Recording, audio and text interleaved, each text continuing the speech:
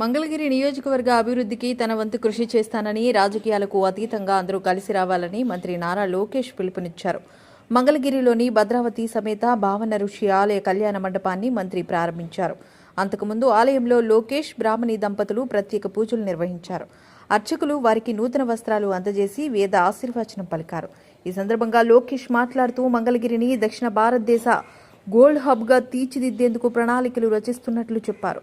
పట్టణంలో అత్యధికంగా ఉన్న స్వర్ణకారులు, చేనేత కార్మికుల సమస్యలు పరిష్కరిస్తామన్నారు. అధునాతన ఆకృతులు, ఇతర నైపుణ్యాలపై శిక్షణ ఇచ్చేందుకు 25 ఎకరాల స్థలాన్ని కేటాయించనున్నట్లు తెలిపారు. ప్రజలకు ఇచ్చిన హామీలను లోకేష్ నెరవేరుస్తారని ఆయన సతీమణి బ్రాహ్మణి తెలిపారు.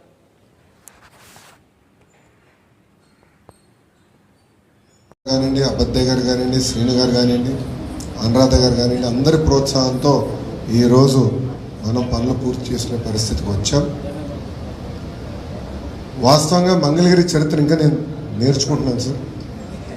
నేను వయసులో చిన్నవాడిని, చాలా నేర్చుకోవాల్సిన అవసరం ఉంది.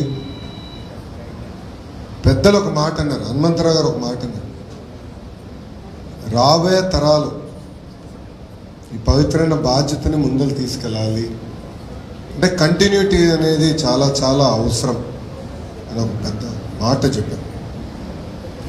నేను ఇక్కడ ఒక విషయంలో బాధపడేది ఏంటంటే యువకులు ఎక్కువ మంది లేరు.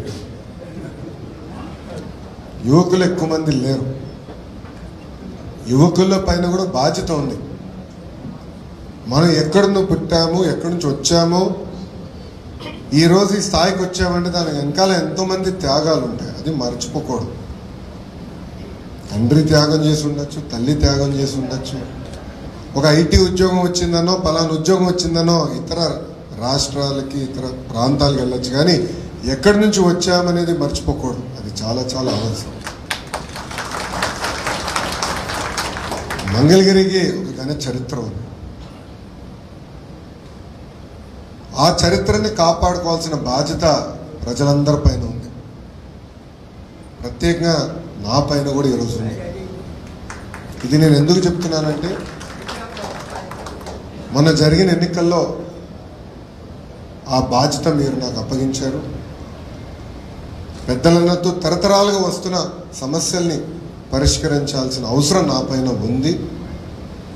పెద్దలన్నట్టు రాజకీయాలు దూరంగా పెట్టి, అంటే పార్టీలు దూరంగా పెట్టి, కలిసికట్టుగా ఒక పక్కన నియోజకవర్గ అభివృద్ధి కానివ్వండి, గుడి అభివృద్ధి కానివ్వండి, కళ్యాణ మండప అభివృద్ధి కానివ్వండి, చేయాల్సిన బాధ్యత మనందరి పైన ఉంది.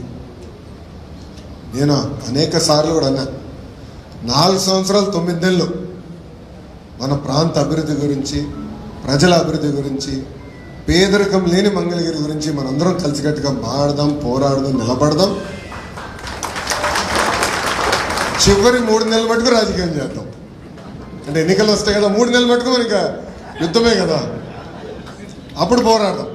కానీ 4 సంవత్సరాలు 9 నెలలు పక్కన పెట్టి హెరాస్మెంట్ కానీ, ఒక్క నిమిషం స్వామి, ఒక్క నిమిషం మాట్లాడి, ఇంకా పూర్తి చేయాలి. నాదేం మీరు మాట్లాడు, నన్ను పూర్తి చేయని మీరు మాట్లాడు. రాజకీయాలు దూరంగా పెట్టుకుని కలిసికట్టుగా అందరం పనిచేసి అభివృద్ధి చేసుకోవాల్సిన బాధ్యత మనందరి పైన ఉంది. పెద్దలు హనుమంతరావు గారు మేము పైన కూర్చున్నప్పుడు మిగతా వాళ్ళు మాట్లాడేటప్పుడు కొన్ని సూచనలు చేశారు. తప్పనిసరిగా కమిటీ పెద్దలతో, హనుమంతరావు గారితో, అబద్దయ్య గారితో, అనురాధ గారితో, శ్రీను గారితో, రాజు గారితో, జానకి అమ్మ గారితో మేము కూర్చుంటాం, మేము మాట్లాడుకుంటాం, సమస్యలు మేము పరిష్కరిస్తాం. శాశ్వతమైన పరిష్కారం ఎత్తుకోవాల్సిన అవసరం మన పైన ఉంది. ఏదో వచ్చి మళ్ళీ తాత్కాలికంగా ఆలోచించకుండా సమస్యలకి శాశ్వతమైన పరిష్కారం చేయాల్సిన బాధ్యత మన పైన ఉంది. ప్రత్యేకంగా నా పైన బాధ్యత పెరిగింది. ఇది రాజకీయ వేదిక కాదు కనుక నేను ఇచ్చిన హామీల గురించి నేను మాట్లాడలేదు. ఇక్కడ పని ఆల్రెడీ ప్రారంభించాను, దానికి వచ్చే ఫలితాలు మీరు చూస్తారు. నేను తీసుకునే ప్రతి అడుగు మన సమస్యలు శాశ్వత పరిష్కారానికి వేసే అడుగు అది. మన గౌరవ ముఖ్యమంత్రి నారా చంద్రబాబు నాయుడు గారు కూడా ప్రభుత్వం ఏర్పడిన వెంటనే మొదటి కార్యక్రమం పెన్షన్ ఇచ్చే కార్యక్రమం మంగళగిరి నియోజకవర్గంలో చేశారు. అక్కడ కలెక్టర్ గారికి స్పష్టమైన ఆదేశాలు జారీ చేశారు. ఆర్థిక పరంగా అయ్యేది పనులు ఏంటి, డబ్బులు అవసరం లేని పనులు కొన్ని ఉంటాయి, ఆ రెండు మీరు విడగొట్టి తొందరగా ఎస్టిమేట్లు ఒక పక్కన వేస్తూ ఉండండి, ఇంకో పక్కన ఈ ప్రక్రియ కూడా ప్రారంభించండి. అవసరమైతే క్యాబినెట్ కూడా తీసుకురండి, నేను ఆమోదం పలుకుతాను. ప్రజలు ఇక్కడ బాధ్యత పెంచారు నా పైన అని స్వయంగా గౌరవ ముఖ్యమంత్రి చంద్రబాబు నాయుడు గారే చెప్తాం జరిగింది. సో మా పైన బాధ్యత పెరిగింది అంటే ఎలాంటి సందేహం లేదు. ప్రత్యేకంగా మీ లోకేష్ పైన కూడా బాధ్యత పెరిగింది అంటే ఎలాంటి సందేహం నాకు లేదు. తప్పనిసరిగా శాశ్వతమైన పరిష్కారం ఎత్తుతాం. నేను మన మంగళగిరి మన లోకేష్ కార్యక్రమంలో కూడా పెద్దలు ఇంటికి వెళ్ళినప్పుడు కూడా ఇదే చర్చకు వచ్చింది. కమిటీ సభ్యులందరూ కూడా అక్కడనే ఉండే, వాళ్ళందరితో మేము చర్చించాం. అందరినీ కూర్చోబెట్టి నేను ఆ రోజే హామీ ఇచ్చా గురుగారికి, కూర్చోబెట్టి శాశ్వతమైన పరిష్కారం ఎత్తుతానని చెప్పా. దాన్ని నేను ఇప్పుడు కూడా కట్టుబడి ఉన్నాను. దాంతోపాటు పెద్దలు నేను కోరేది, యువకుల్ని కూడా ప్రోత్సహిద్దాం, స్లోగా తీసుకొద్దాం, వాళ్ళపైన కూడా బాధ్యత పెడదాం. ఎందుకంటే నేను ఈ భూమిపైన శాశ్వతం కాదు, ఎవరి భూమిపైన శాశ్వతం కాదు, కానీ వ్యవస్థ అనేది శాశ్వతం. సో యువకులకి అవగాహన తీసుకురావాలి, బాధ్యత పెంచాలి, అందరం కలిసికట్టుగా